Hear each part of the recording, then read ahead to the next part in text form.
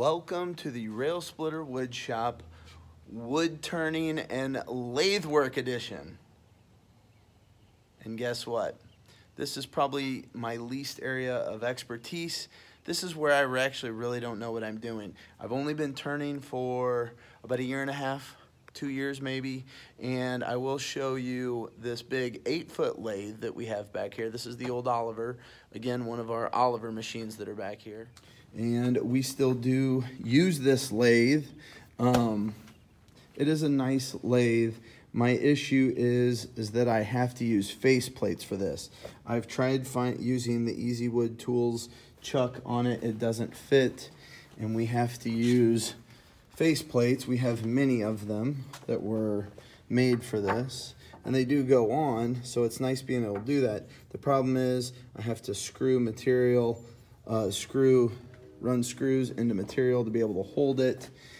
And for students, it's not ideal. So a year ago, we purchased this Grizzly 16 by 42 variable speed wood lathe here. And again, I'm not much of a wood turner, but I really like this wood lathe.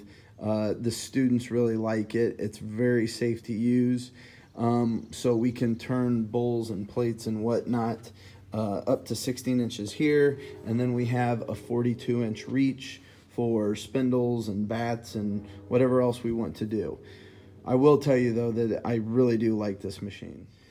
So a few of the next things that I'm going to show you is we purchased some Easy Wood Tools gouges. They are carbide tipped, and I really like these. We do have a full set of older gouges here that we have to keep sharpened. As I've gotten a little bit better on the wood lathe, I will tell you one thing I've learned. I like the Easy Wood tools and I like being able to use them. However, when I am trying to turn bigger pieces, turning something that is, with a tip that is maybe a 1/4 inch, not a 1/4 inch here, but probably about a 1/2 inch, like for this squared tipped piece here. That's a lot of work that you have to do. Whereas some of the skews and other gouges that we use here, you just have more surface area to be able to cut with. And I like doing a lot of my rough work with these, even on the new lathe. And then I like going down to the Easy Wood tools. So I'm going to give you, today's lesson is going to be kind of like a basic tutorial lesson on taking a basic piece of wood, taking half of a log. I'm going to run it over the bandsaw and cut it up and bring it back over here to the lathe and get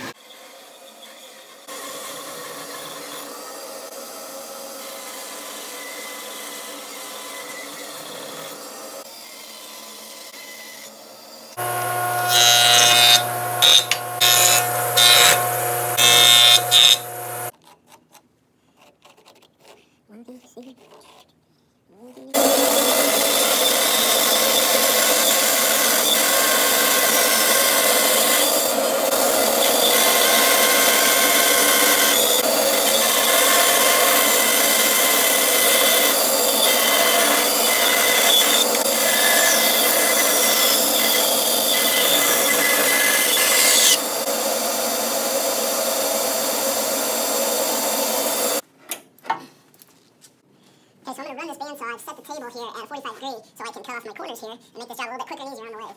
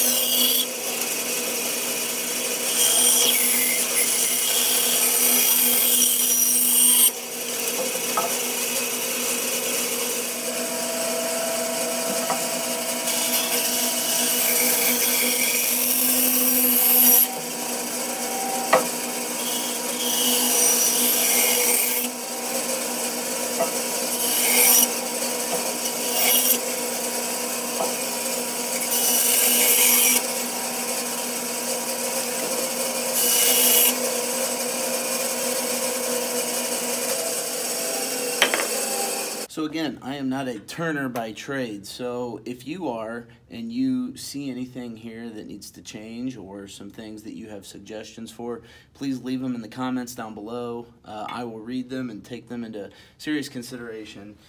So the next thing we're going to work on is this chuck.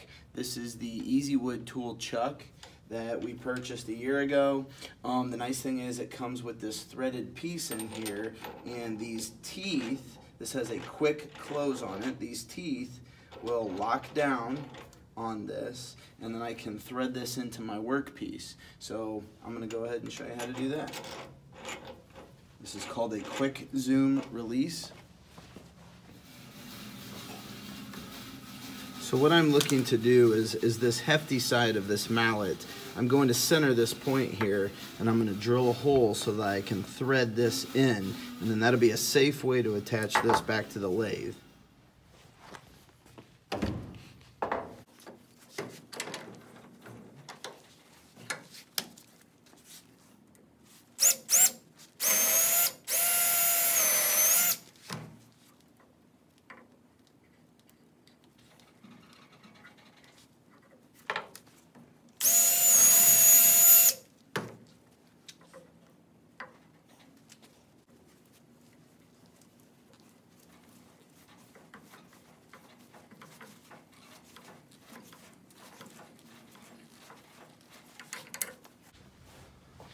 Okay, so let's go over just a little bit of vocabulary real quick.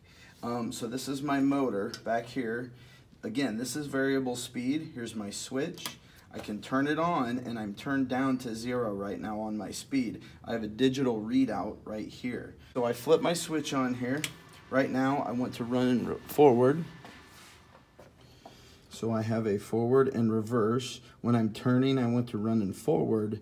When I'm sanding, I like to run in reverse so that it's turning away from me, keeping the sawdust away. So I'm going to turn this on. You hear the motor kick on. Read my digital readout here as I start to bump my speed up.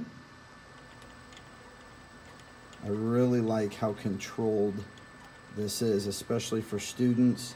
I can keep this at a nice low speed for them. And I can speed up.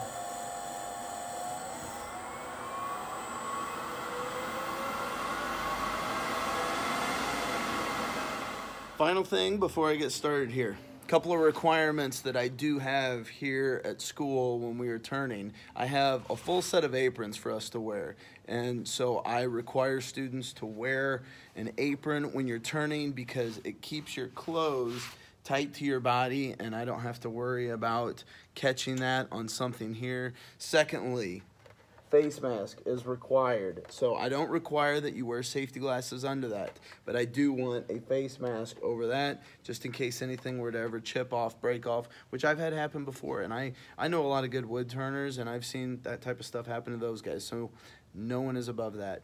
But so yeah, those are the things that I require. No gloves. I actually don't like gloves because if your hand is near this as it's turning, one more thing that could grab that and that could really do some damage for you. So let's go ahead and get started. So for my mallet, I have this threaded piece here that is now going to get locked into the jaws. These squares tight to here, and I just use this. I like to turn this as I'm closing those jaws in on it until I know it kind of grabs and is centered there.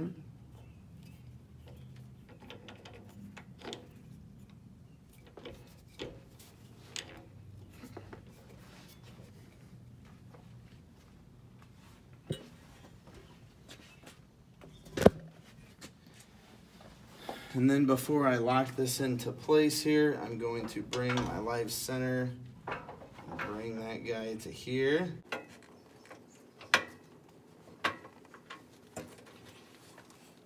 Tighten that.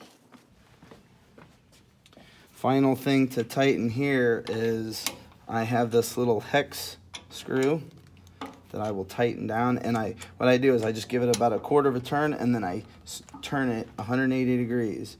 And I do that a couple times around just to make sure that it evenly bit down on that chuck. All right, let's give her a try.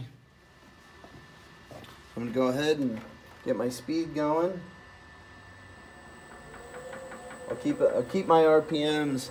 I'm gonna keep my RPMs low here, just to kind of get my speed up just a little bit. So this is called my tool rest, and as I said earlier, we have these nice easy wood tools, but for my roughing part, I like to use a roughing gouge. So I'm gonna go ahead and just start to get a basic shape with this guy first.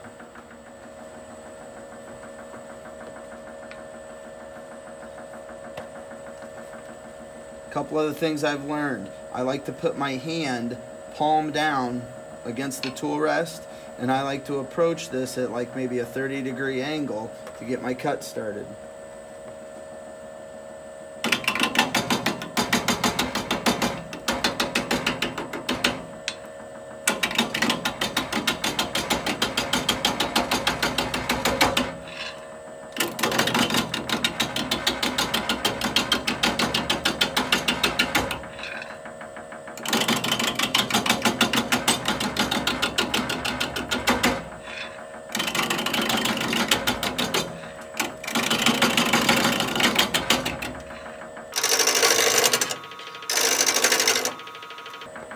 I'm gonna go ahead and bump my speed up.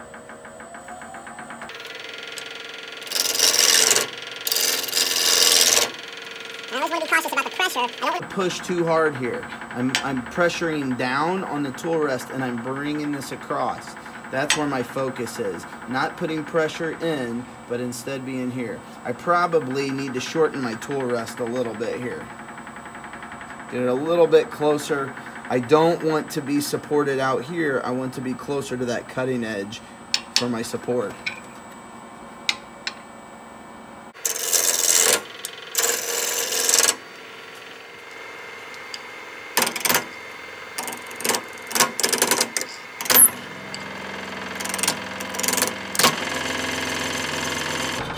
So a quick tip here.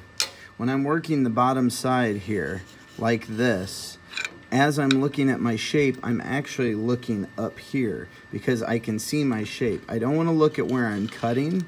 I want to look at my top end, and that will help me see my shape.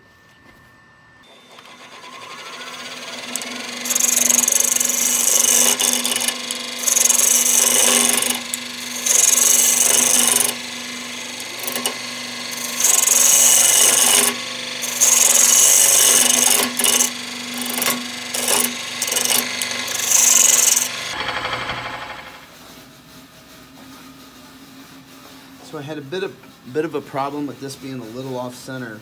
So I ran this over to my bandsaw to give myself a little bit of bite for this live center here.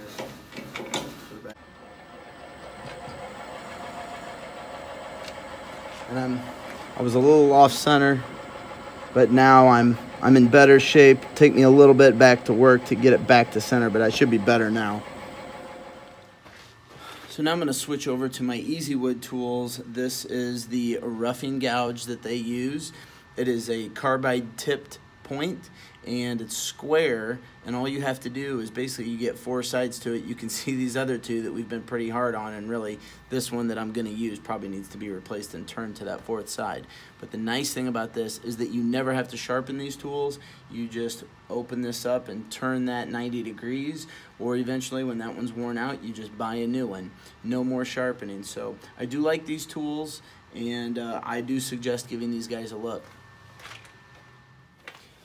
So a couple of things I want to show you on these Easy Wood tools. It's a little bit different than the gouges. The gouges, you're typically going to approach the piece down at like a 45-degree angle. Actually, with these Easy Wood tools, you want this piece level or perpendicular to the piece you're cutting.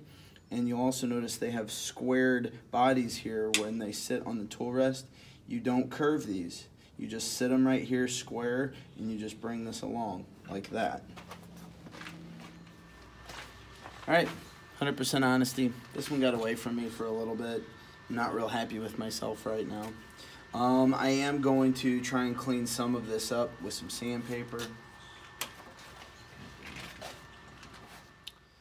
All right, I am not happy with myself right now. This one kind of got away from me, and my handle is too thin. Kind of goes back to I was a little too tight on my bandsaw. So what I'm going to do and try and rectify this, I figure I might as well show the whole process. I'm not going to sugarcoat it. So what I'm going to do is I'm going to cut this part off here anyways, and I'm going to switch out the chuck that will be able to grab from the outside and see if I can just kind of clean this thing up and finish this with a little bit of sandpaper. And let's see if I can rectify and fix. I'm frustrated because I'd like to just scrap the whole thing and start over, but I'm doing this video and I'm doing it to show how this lathe works and partially show that I make plenty of mistakes and I'm not perfect and neither are my students. So sometimes part of it is you got to try and rectify what's there, and part of that comes with experience on when is it okay to do that and when is it time to just scrap the whole thing. For a video, I'm just going to try and finish it. Let's see where we can get. So to replace these wings on the chuck, this is really nice. These just pop in here. And they pop out. It's just a push, that's it. Larger ones just push in. And they lock in.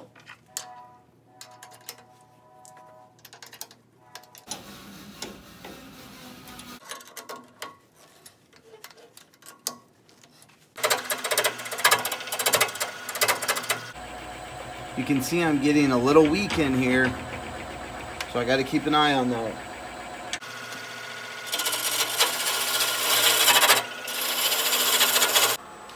Full disclosure, I'm having a pretty bad day, at least in regards to this lathe and turning, in my inexperience and untalentedness, is that a word, is showing through.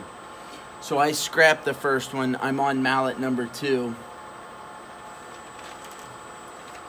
Mallet number 1 just got away from me, too skinny in here, out of center.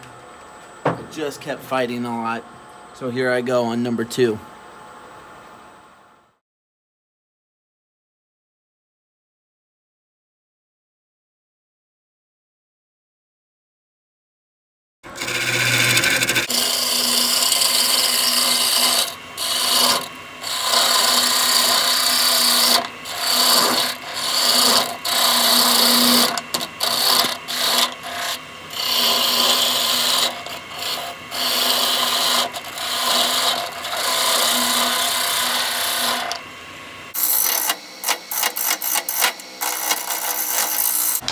So as I'm cutting here, watch the top. That's where I'm looking for. I'm gonna cut here. I want you to watch up here.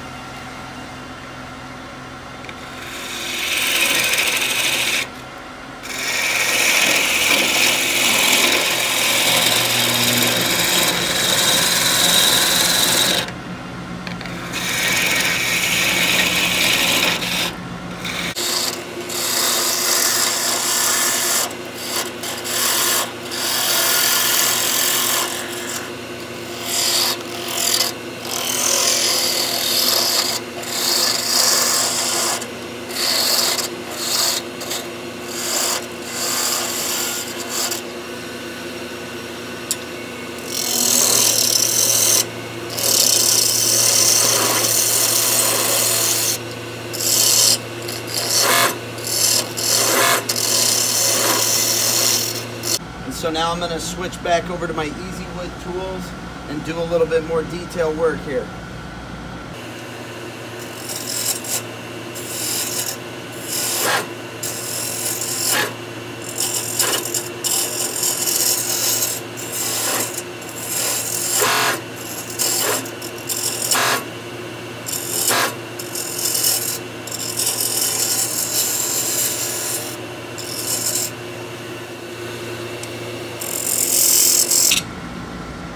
And again, with these Easy Wood tools, I'm keeping this square stock flat.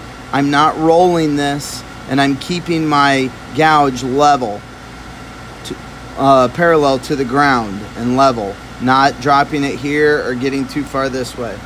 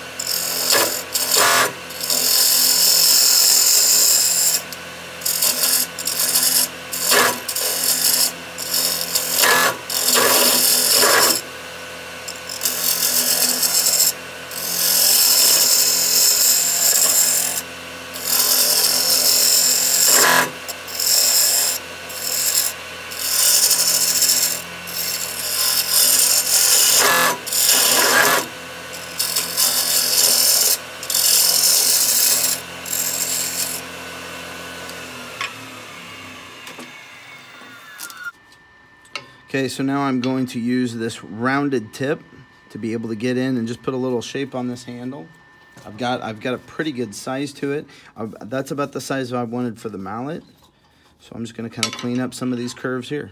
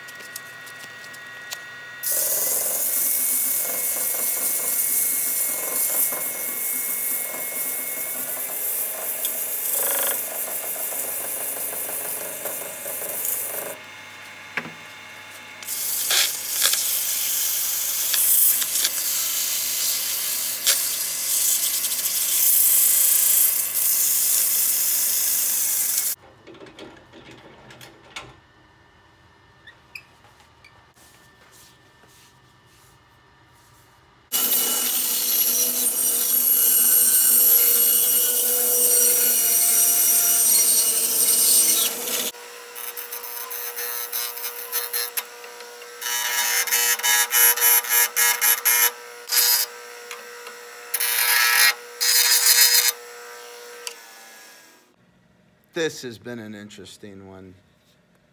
I like the finished product. I'm okay with it. It's not like a truly finished product. It's going to be a mallet. I'm not seeing it up to past 220.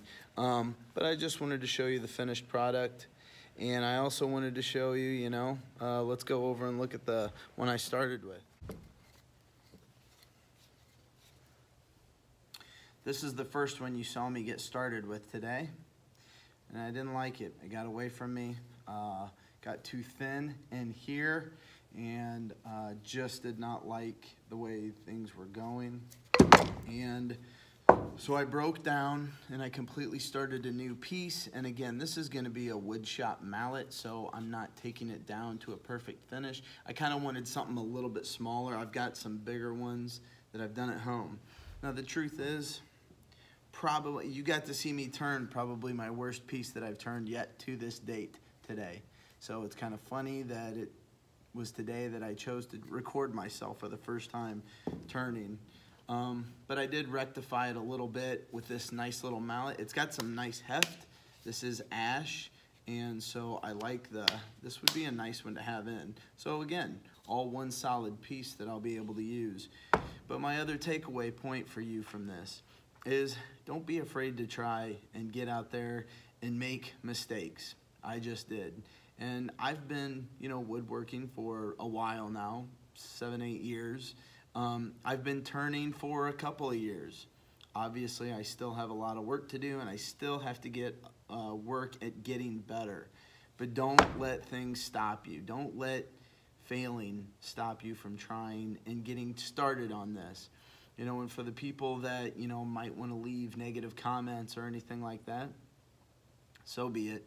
I'm pretty transparent with my stuff, and part of this is recording the journey of me as a woodworker, trying to get better. And I don't care to throw my stuff out there, and you know, sometimes that can mean that people are going to pick on you a little bit, but that's okay. I've got some thick skin, so. Anyways, thanks for watching. I'm going to go ahead and do my 5 questions here, And tune in next week. If you haven't caught my other videos, take a look at those over here. And stay tuned. And I've got a couple more videos of the Railsplitter Woodshop that I would still like to show and get into. Thanks for watching.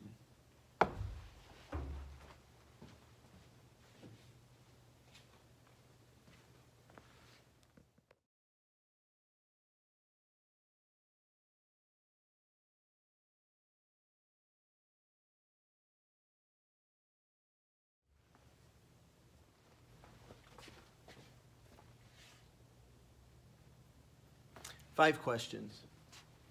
What is the wood lathe used for? Why do we use it? What types of things can you make with it?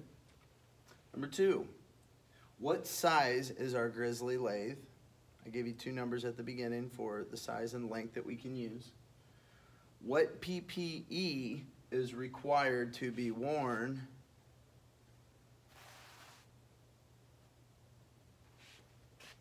Four, what is a roughing gouge? At what point in the project do we use a roughing gouge, and what is it used for? And number five, are the Easy Wood tools required to be used level and square to the workpiece? So again, thanks for watching along.